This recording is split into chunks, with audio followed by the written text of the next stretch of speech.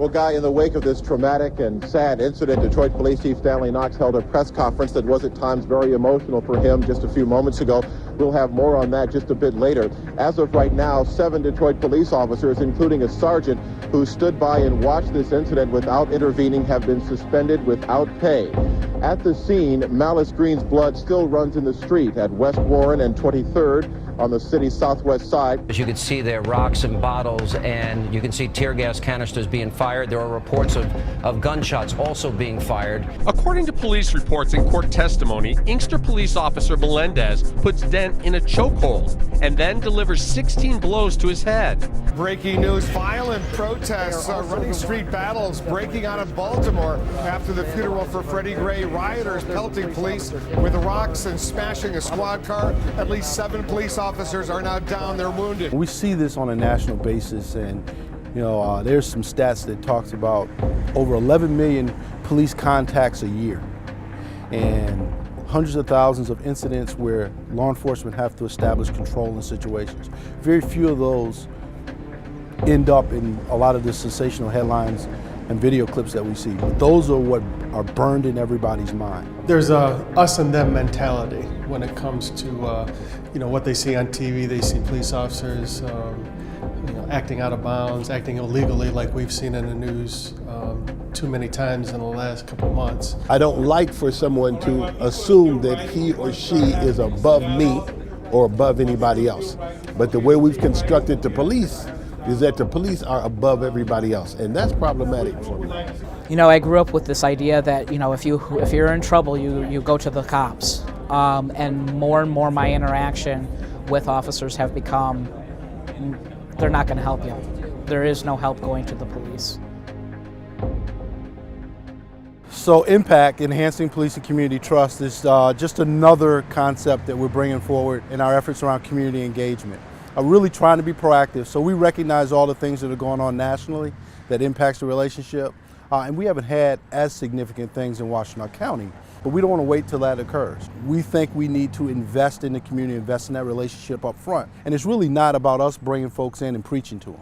It's really about an exchange of perspectives, of ideas, and the focus for this session and future sessions is on solutions. So we got all 60 people together in one room, officers and community members, really gave them an introduction of what to expect for today, and then we separated them. We took 30 officers in one room, 30 civilians in another room, and we ran them through very similar questions and had them answer those questions. Because I think 90% of the people trust us. They have questions, and those questions often comes from the way it's reported in the media. At the same time, the 10% we're dealing with, those are the ones we do need to focus on, because they have a misunderstanding. And then we bring them back together for lunch, intermingle the groups, have them eat lunch together, break bread together, and naturally conversations start to happen. We know that there are officers that would look the other way, and that is what we're trying to combat. And that also comes from the community side. How do we as a community help the officers that are not only in this room but also outside of this room? How do we help them be more proactive when a crime is committed? Whenever you're talking about race, there's always a difficult conversation. Whenever you're talking about any diversity issue, gender, physical challenges, it's always a difficult conversation. Then when you overlay that with law enforcement, it becomes even more challenging conversation. And when you're in a low-income neighborhood, your kids are taught, you don't mess with the police, they're gonna beat you up, they're gonna kill you. Little kids see the police, they run from them, they're afraid of them. That protect and serve, that respect is gone. Cops might catch a bad guy, make an example out of him. Little kids see it, but they don't know what's really going on. They just see the negative side of things. Sometimes it's their brothers and sisters, mothers and fathers. Like I said, the police killed more than 5 of my friends. What we're trying to build is what I call an emotional bank account. If you just wait for a time of trouble to come or a critical incident to arrive and then you try and have these relationships, that's not the time to do that. The time to do that is to get in front of those things, because unfortunately sometimes bad things happen. And if you don't have that emotional relationship or that bank account, if you will, with the community already, then it's too late. From a law enforcement perspective, I think it's our responsibility to take the leadership role and extend our hand. And so we're open, we want to engage, we want to partner, we understand, we get our authority from you. And we understand we can't be successful unless you work with us. That's our responsibility.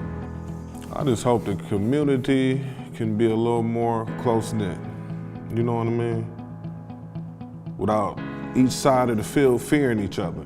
Because that fear is what's triggered, you know what I mean? Sometimes situations that don't even supposed to occur because they were scared, it was fear. So if it's, you know, like, coming here today, I can honestly say, I can go back and tell my friends, like, look, I done met some officers, they all right. What do you mean they all right? Now when they out, they gonna be like, you know, there's some cool ones out there.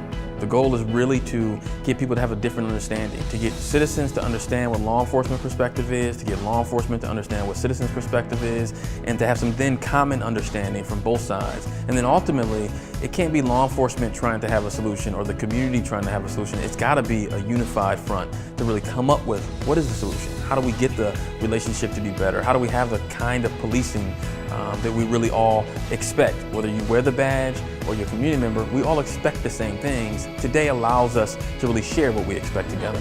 I connected with several community members that on a personal level and can move forward with them in the right direction to good community policing. I want my community to thrive and I want them to believe and trust in me.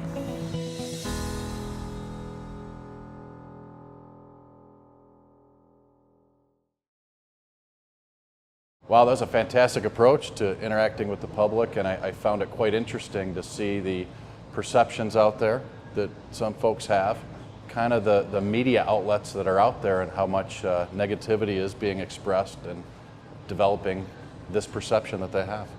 Yeah, you know, a lot of the public's perception is shaped by public discourse that we see going on, especially on the national level. Sure. And for us, it's extremely important that we engage the community as soon as possible. It's really part of our operational philosophy. You know, we can't solve all the challenges in the community, but we can do so if we're in a strong partnership with the community. And that really starts by creating understanding and trying to eliminate as many stereotypes and myths about law enforcement, and even for law enforcement officers, myths about the community. Really, the only way to do that is get people together for constructive dialogue. And I was amazed at the direction you took, and with some of the citizens, I think the one gentleman's name was Terrence, how going in he had a certain perception and then coming out, you know, I don't know if you changed it completely, but I think he was certainly open-minded to it. And you know, he had a great point, or one of them did, about children and the kids, and they're watching, and I think as leaders we have to be very conscious of that you know, this negativity and this perception, though I do believe it's a small few, right, that you know, doesn't give a fair chance to the rest, I think, from a law enforcement perspective and also from a citizen perspective. So I think it was nice. Yeah, I think the key word is leadership. And I'm a firm believer that law enforcement has to take the leadership role. I mean, when you think about what we're authorized to do, what we're expected to do, I mean, we really have to step out there and extend our hand and say, look, we really need to be partners with you. And the only way to earn your trust is to really open ourselves up and really have that dialogue. And you know, sometimes for law enforcement officers, it's not easy.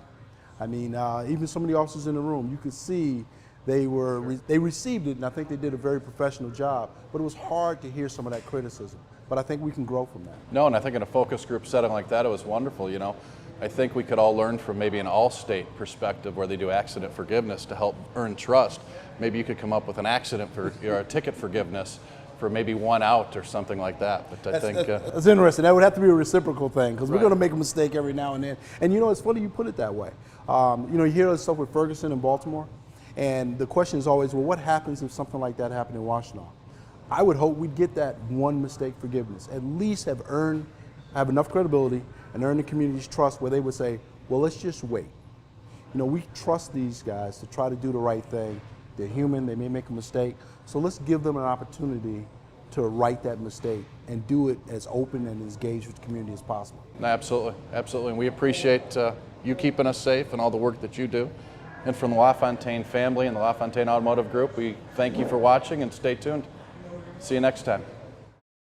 This episode of Beyond the Badge was made possible by the LaFontaine Automotive Group of Washtenaw County, Ann Arbor Buick GMC, Dexter Chevrolet, and Chrysler Dodge Jeep Ram of Saline.